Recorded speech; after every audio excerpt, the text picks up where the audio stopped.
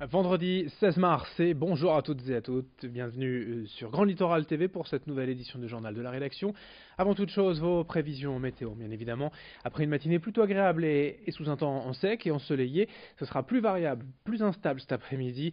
L'arrivée de nouvelles perturbations à la mi-journée donnera des averses sur tout le littoral jusqu'à l'intérieur des terres. Des pluies intermittentes entre de belles éclaircies tout de même par moment. Les températures aujourd'hui sont de saison, 10 degrés à Dunkerque, 11 à Saint-Omer, Calais et Boulogne, mais notez bien ce changement brutal des prévisions météo.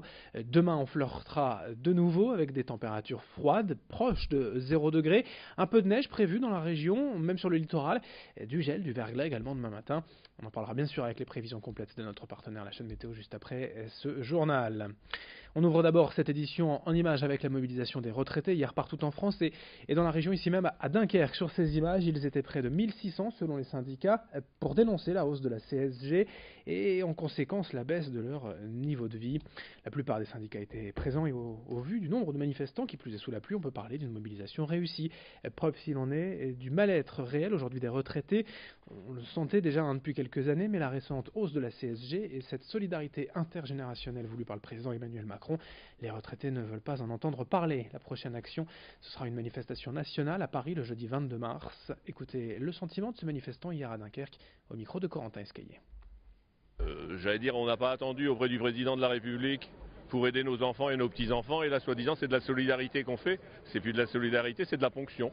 On gagne un petit peu trop sur nos retraites, que les têtes grises sont les chouchous de notre président, et que notre CSG, elle a fait un grand pas en arrière. Donc vive la marche en avant. Essayez d'être constructif plutôt que démolisseur, et là, je pense qu'on n'est plus assez entendu, ou si on est entendu, on n'est pas écouté. Autre action sociale hier en images, la manifestation des salariés d'EHPAD partout en France. Les revendications sont les mêmes. Les employés dénoncent un manque de moyens face à des résidents de plus en plus nombreux, surtout de plus en plus âgés et dépendants. Selon les salariés d'EHPAD, ces conditions de travail entraînent, je cite, une maltraitance institutionnelle. L'exemple caractéristique, c'est le repas ou la toilette des résidents, bien souvent expédiés en quelques minutes. Faute de temps, les personnels demandent donc des embauches. En réponse, la ministre de la Santé Agnès Buzyn a récemment annoncé une enveloppe de 50 millions d'euros. Elle se rendra mardi aux assises des EHPAD et doit annoncer fin mars son plan pour l'accompagnement du vieillissement. Dans ce journal, également la mobilisation de deux associations de voyageurs hier devant la gare de Boulogne. Les manifestants ont distribué des tracts aux voyageurs au départ et à l'arrivée des trains parisiens. En cause, la promesse de l'État datant de mars 2017 de verser 400 millions d'euros à la région dans le cadre du transfert de compétences du volet transport, une somme nécessaire au renouvellement du train circulant vers Paris sur les lignes intercités. Aujourd'hui, selon les voyageurs, ces trains sont vétustes, souvent en panne, souvent en retard, mais l'argent n'a toujours pas été versé, la région n'a donc pas pu renouveler le matériel. Or, le transfert de compétences est prévu en fin d'année pour une mise en service effective dès janvier 2019. Explication au micro de Louis Caillé. Si on est à Boulogne, c'est parce que le temps passe et le temps presse. On espère quand même que le gouvernement va avoir un comportement clair, je veux dire, pour dire à la région quand les 400 millions vont arriver. Il y a 400 millions pour acheter du nouveau matériel, il y a 15 millions annuels pour l'exploitation, et pour l'instant, c'est un silence assourdissant de la part de l'État. Et c'est pour cette raison qu'on tente un petit peu de lancer un SOS à l'État et pour dire, écoutez, il est temps maintenant d'agir. Comme je le dis, le temps passe et le temps presse. On en est là aujourd'hui et la région est dans la même situation que nous. La région attend aussi. Pour finir avec la SNCF, contre la réforme de l'entreprise, les syndicats de cheminots ont annoncé plusieurs journées de grève, 35 jours au total, du 3 avril prochain jusqu'au 28 juin. Précisément, chaque semaine, 2 jours sur 5. Les salariés sont appelés à débrayer. Le bras de fer s'annonce tendu face au gouvernement. Dans ce journal également, on va parler d'allaitement avec le réseau Ombrelle et son assistance téléphonique pour aider les jeunes mamans à allaiter. Il s'agit d'un regroupement de professionnels de santé, médecins ou sages-femmes, dont l'objectif est de convaincre des bienfaits du lait maternel, et ce, malgré les difficultés que peuvent rencontrer les femmes. Aujourd'hui, beaucoup de jeunes mères abandonnent au bout de 3 ou 4 jours en sortant de la maternité car elles sont souvent seules ou mal accompagnées. Le réseau propose donc une assistance téléphonique tous les soirs à l'heure où souvent les bébés sont beaucoup en demande. Une trentaine de professionnels se relayent pour donner des conseils, des petites astuces, un soutien psychologique. Explication au micro de Céline Nuret. Ce sont, juste pour le rappeler, 30 professionnels formés à l'allaitement qui répondent aux mamans entre 18 et 21 heures le soir.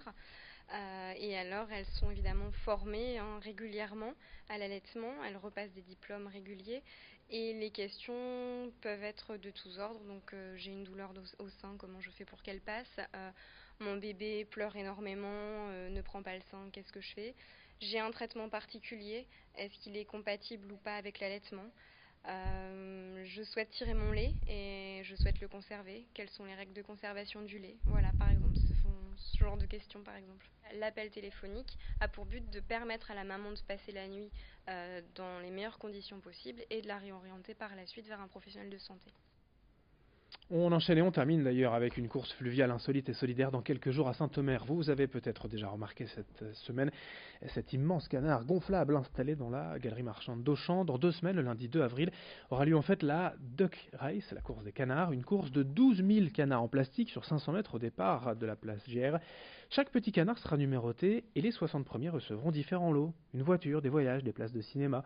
Tout le monde peut participer, il suffit de payer, de parrainer l'un de ces canards. La course est au profit d'associations, notamment LS Angel qui aide les personnes atteintes de la maladie de Charcot ou encore les Voiles de l'Espoir qui aident les enfants atteints de cancer.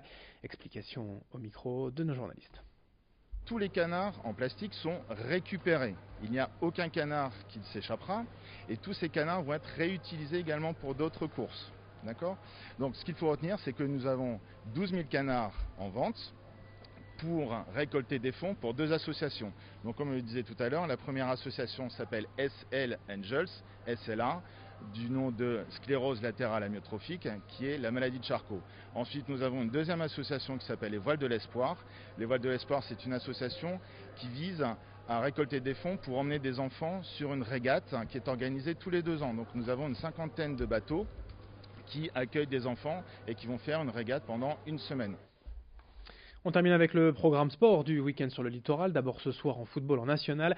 Boulogne accueille Rodez, le leader, et Dunkerque joue face à Entente Sanois-Saint-Gratien. C'est à 20h. En Ligue 2, Lens se déplace chez le leader, Reims, demain après-midi à 15h.